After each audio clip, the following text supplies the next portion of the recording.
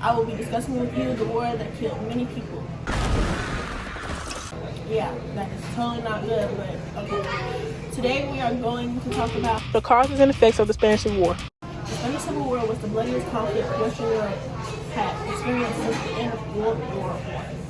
It was the breeding ground for mass atrocities and resulted in about 500,000 people dying because of the systematic killings, mob violence, torture, and other brutalities. In the early 1930s, in the election of February 16, 1936, brought to power a leftist popular front government. Fascist and extreme right forces responded in July 1936 with an army mutiny and coup attempt that expanded into a civil war. When discussing a war, the first question that should come into thought was the Spanish Civil War began on July 17, 1936, when Generals Emilio Mola and Francisco Franco launched an uprising aimed at overthrowing the country's democratically elected republic.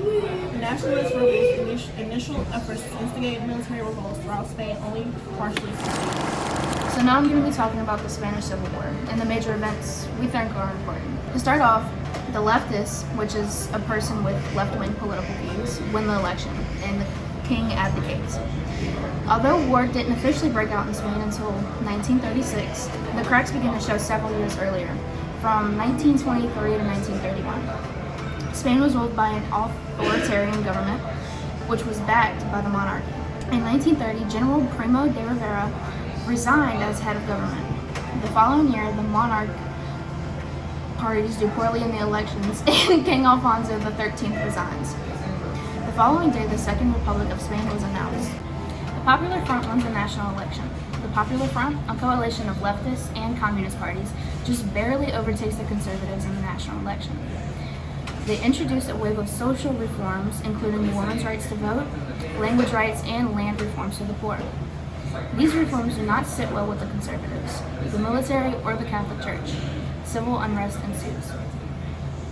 Two murders spark an uprising. On July 12, 1936, police officer and members of the anti-fascist organization, Jose Castillo, was assassinated after receiving a threatening letter just 1 month prior.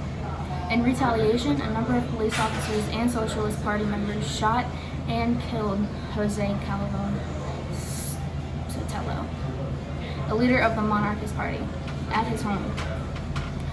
4 murders occurred in Madrid over the following days. 3 days later, the fascist militia attempted a military coup led by Francisco Franco, starting in northern Morocco, which was under Spanish protectorate at the time.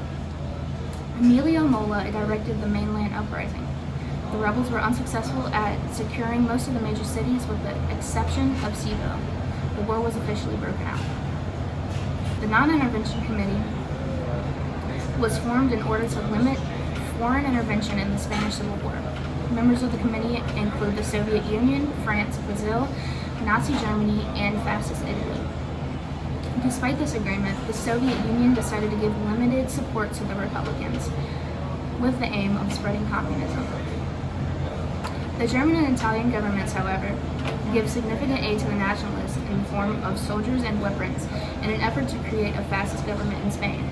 Now on to the thought bubble segment. On January 28, 1930, the Spanish economy is reeling as a result of the global depression, and Alfonso forces Primo de Rivera to resign. The monarchy was becoming too closely associated with the powers of the dictatorship, and the Republican sentiment has grown too strong to tolerate Alfonso's continued meddling in Spanish politics. An alliance of former liberal monarchists, Catalan politicians, and Republicans meet at San Sebastian on August 17, 1930, and they agreed to overthrow the king. On April 12, 1931, Republican and Socialist candidates triumphed overwhelmingly in many cities and town villages. They demanded Alfonso to abandon his throne and for the military to withdraw its support from the embattled king. 2 days later, facing the prospect of a violent insurrection, Alfonso flees the country.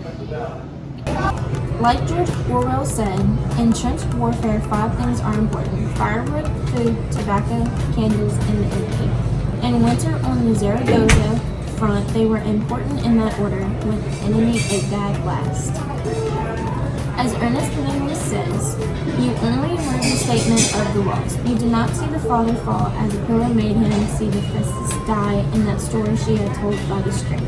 You knew the father died in some courtyard or against some wall or in some field or orchard or at night, in the lights of a truck beside some road.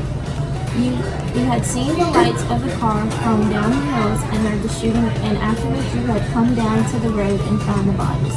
You did not see the mother shot, nor the sister, nor the brother. You heard about it. You heard the shots and you saw the bodies. Hi, my name is Alyssa, and I'm going to be talking about the mystery document. With reference to the questions contained in search document number 30 NIS 36, I am directed to inform you that the date on which the measures prohibiting the export of arms to Spain became effective in the Irish Free State is the 25th of August in 1936.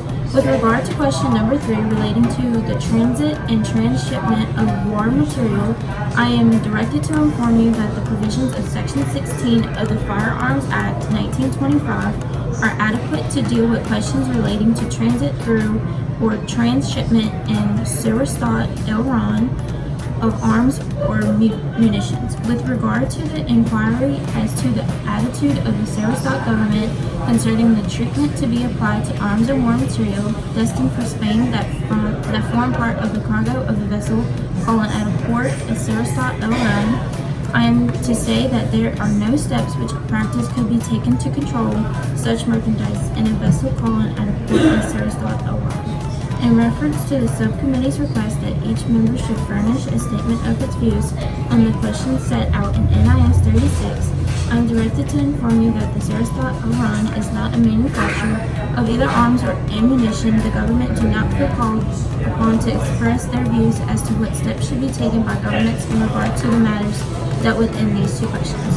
So, Aries, who do you think wrote this? If I had to pick a guess, I would say good old buddy old pal, John Walsh. Alright, you guys. Thank you so much for tuning in our video. These are some of the facts, the causes, the background, the beginning, what caused it, what started it, I can't talk about, I'm sorry. Of the Spanish Civil War. I've noticed that we've given you a lot of background. We gave the documents that need to be presented in there. But I feel like you guys are wondering what was the outcome of the Spanish Civil War, because if I was watching this video, I would be wondering the same thing too. So what were the outcomes, you may ask? Well, the Republicans attempted to negotiate peace, but Franco did not want that. He wasn't going for it. I'll insert a picture of Franco because he looks, he sounds, what's the word? Stuck up. Suspicious. Sus. He's right there. On March 28, 1939, the Spanish Civil War came to an end. And up to 1 million lives were lost. And this was the saddest war and the most terrible. Is that the word? But it was the worst war in Spanish history. But thank you guys for watching. Tune in with us again,